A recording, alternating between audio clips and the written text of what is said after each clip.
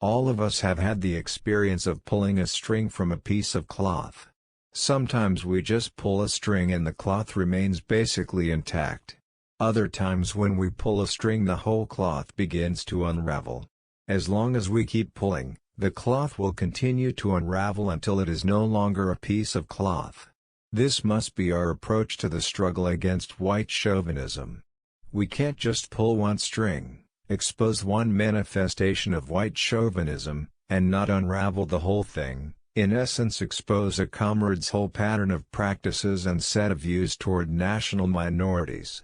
Comrades have demonstrated an unwillingness to break with the age-old, unwritten law that in the context of the struggle against racism, a white person must never violate the solidarity of the race and expose another white person's racism. This conspiracy of white chauvinism takes on the following forms: 1. When a white comrade is being criticized for racism by a national minority comrade, other white comrades remain silent when they know a racist error was made and are in a position to further draw out the criticism by exposing other examples that show the comrade's whole pattern of practices and set of views toward national minorities.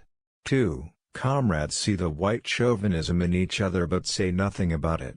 They maintain an unspoken rule: you don't criticize me and I won't criticize you. Even if something is said about a racist error, it's not called for what it is. Instead, the criticism is soft-pedaled. Comrades will say you were a bit rude to that national minority comrade, or you shouldn't have done that. 3.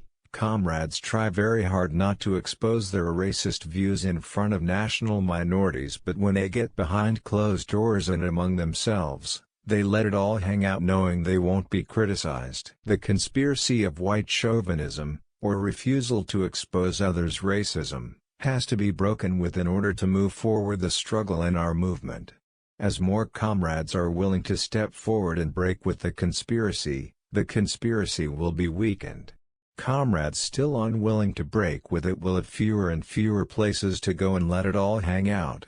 It must be made absolutely clear that racist errors will be taken up whenever they appear, and that comrades are serious about forging genuine multinational unity in the party-building movement.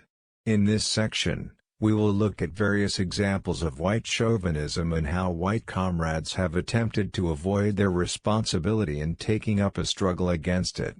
We will use examples mostly from the Detroit experience, not because Detroit is the only place where white chauvinism is manifested or the struggle against it takes place, but because there are a number of valuable lessons to show from the experience there. Comrades should not read it with the attitude, "Wow, the Detroit comrades sure made a big mess," but what are the parallels in our locale, and how can we deepen the lessons by using our own examples?